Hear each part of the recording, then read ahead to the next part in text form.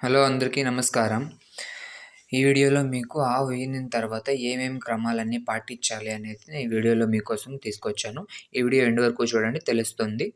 First ఏం చేయాలి అంటే మనం ఆవు ఈనిన తర్వాత దాన్ని ఆ పేయకున్న తేమని తుడిచేయకూడదు. బట్ట అది తీసుకొని తుడవకూడదు.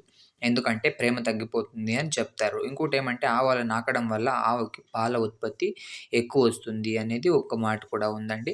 అలా మీరెప్పుడు కానీ బట్టతో తుడవడానికి పోవద్దండి. అదే వెంట్రుకలకి కాళ్ళ దగ్గర నుంచి పట్టి తల దగ్గర వరకు క్లీన్‌గా అదే నాకాడేస్తుంది.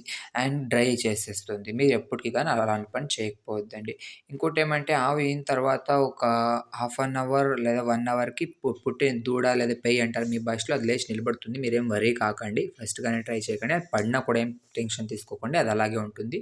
అండ్ మాయ అంటే గలీజ్ చేసే వరకు ఎవరే గాని ఆవులో పాలు పితకడానికి పోవద్దండి. ఎందుకంటే అదే అలా ఆచారము. అలా ఏమైనా ముందుగానే పితికేస్తే ఆవుకి ఫ్రీ అయిపోయేసి అలా కాదు. అయిన తర్వాత ఆవుకి ఉడుకు నీళ్ళతో స్నానం చేపిచ్చాలండి.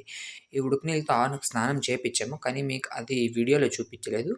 చేపిచ్చిన తర్వాత కన్ను ఉన్న చిప్పు ఉంటుంది కదా!